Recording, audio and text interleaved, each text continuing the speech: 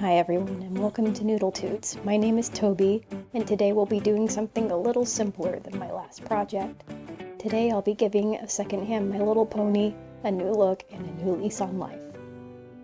I'll be turning our girl into a cotton candy themed pony with lots of curly pink hair, using dark teal as an accent color. According to my research, my subject was originally Citrus Sweetheart from the G3 Sunny Sense Ponies line. Like her name suggests, she smelled vaguely of oranges when I originally bought her, but also plenty of that signature thrift store mustiness. I've had this project in mind for years, but I never got around to doing much beyond removing the factory paint, hair, and the lingering stink. There are some small stains on her head and body that I wanted to cover up, but I think I lost interest shortly after originally starting. Good job, Toby. When I picked her back up again, she was covered in a few uneven layers of white acrylic paint. I stripped all that off before I got started so I'd have a clean canvas, which means I don't have any footage of me cleaning and preparing the pony. Sorry. This time, we'll just start with the customizing. I started the project with a few layers of white pan pastel to try and cover up the stains in the plastic.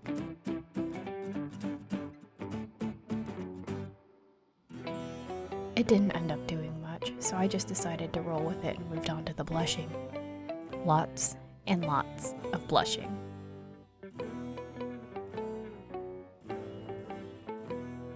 I wanted to have plenty of pink on her hooves, nose, forehead, ears, and just a touch of it on her rump and around her eyes.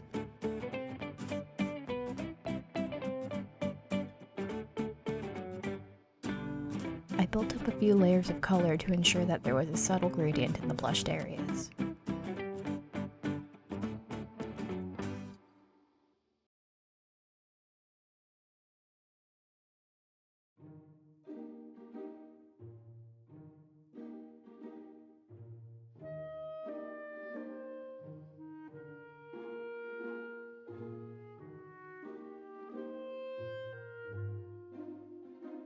While I worked on the blushing, I thought I'd make the most of each layer of sealant by working on the eyes and cutie mark too. G3 My Little Ponies like this one have very defined eye sculpts, so I just followed that when I sketched everything out. Made my life a lot easier.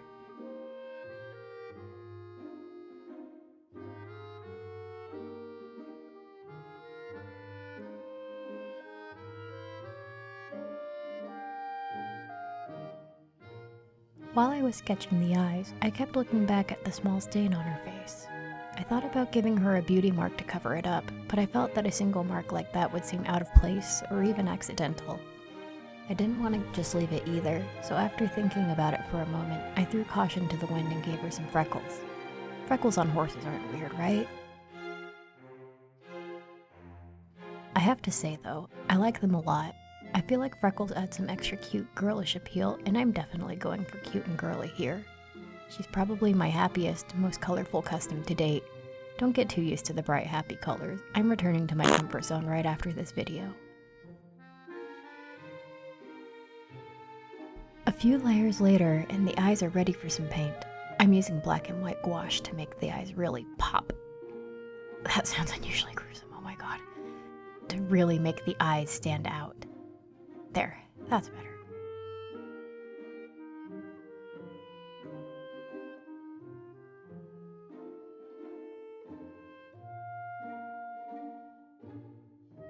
While I worked on the eyes, I also built up the color on the cutie mark. I didn't add any gouache to this one. The pencils and pastels seemed like enough.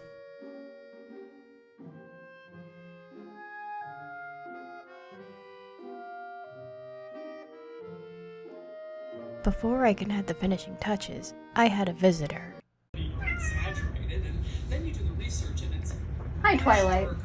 After I finished the eyes with a layer of gloss varnish, I added a generous amount of pink resin pigment to her entire body to give her a bit of a shimmer. I'm usually not a fan of super sparkly projects, but this definitely made my crow brain very happy. And now that we're at the tail end of the video, let's get started on the main event. Boo! You stink! I prepared appropriately colored yarn off camera. I wanted the mane and tail to be poofy like cotton candy, so rather than brushing and straightening the yarn to make wefts like one normally does, I just split each piece of yarn into individual strands to keep them long and textured. I love custom My Little Ponies with big perfume puff tails, so I wanted to give our girl one too. Unfortunately, her new tail was a little too voluminous to easily fit back into the tail hole, so I had to open it up a little more with my Dremel tool and a small blade so it would fit. Oh, that sounds awful, oh my god. Moving onward.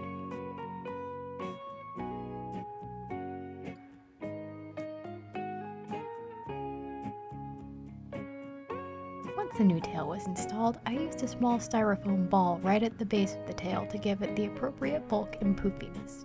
I painted it pink off camera so it wouldn't be obvious if there were any gaps in the fiber. The rough surface of the styro ball was helpful for keeping the yarn in place too.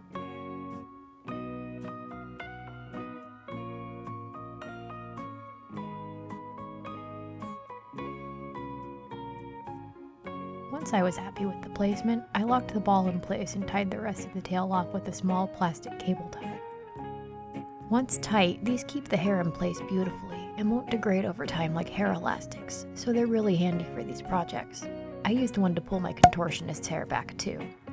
The downside is, you probably shouldn't mess with them much once they're in place. They're also super unaesthetic, so you may want to cover them up so that they don't clash with your project. I used some pink satin ribbon and small half beads to do that here.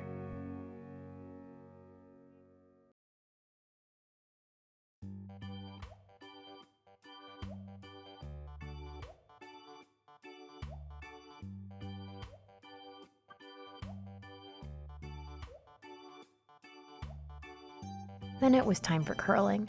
It was a great big pain in the butt both to do and to catch on cam, so we're just gonna skip right over that. While I worked on the tail, I glued the mane onto the pony's head. Originally, I was going to reroot her, but the head's hard plastic broke one of my rerooting needles and a piece of it is still lodged in her head. I also didn't want to risk damaging the sealant by applying heat to soften the plastic, therefore the glue.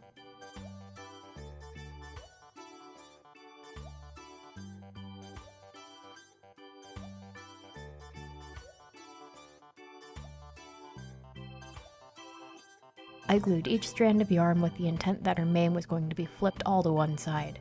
From there, I began styling.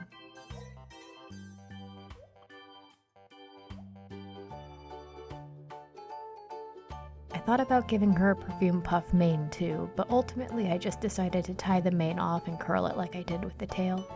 Curling that was also a struggle. Afterward, I added the same ribbon and half bead details as the tail to unify the design.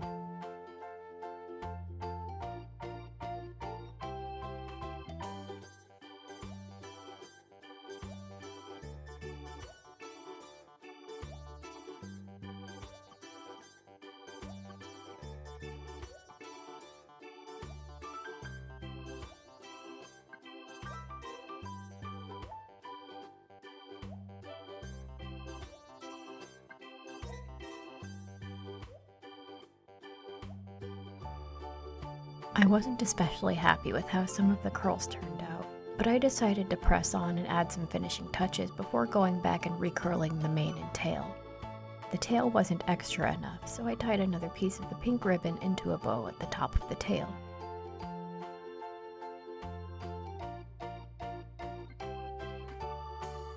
Her neck area also looked a little empty, so she got a choker made with the same ribbon. It also covers the seam where the head is attached thanks to past Toby's less than delicate knife work in removing the head. Removing G3 heads is hard, guys. Last but not least, I gave her some false lashes for some extra drama. Well, only on the visible eye. There's no room on the other eye under her mane.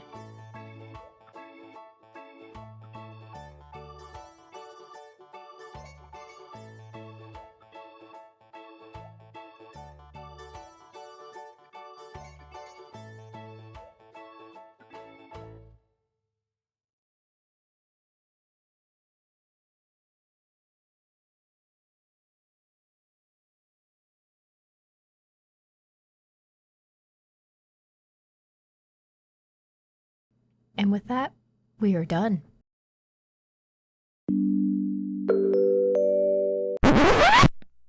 Well, not quite. Outside of needing to recurl some areas, I wasn't 100% sure I was ready to call her done. My concept art leaned a little more simple, but as the project progressed, I wanted her to be really extra. And she just didn't seem extra enough for me. I put her aside for a little while so I could get back to her with a clear head, whenever that ended up being. I find that forcing a project when I've hit a roadblock does more harm than good. If I can, I like to take a step back and get back to it with a fresh mind. The results are usually much better that way. So here's what I ended up adding to make her as extra as I wanted. I added a small bow and more of the satin ribbon to her choker. I decorated around her eyes and cutie mark with some small rhinestones that have a pink and teal shine. I added some of those same rhinestones to the end of each of her ribbons. I sprayed the mane and tail with a copious amount of the shimmery pink resin pigment I applied to her body, and I will now be cleaning microglitter out of my workspace forever. I also recurled her mane and tail and set them with some hairspray. And now I think I can call her done.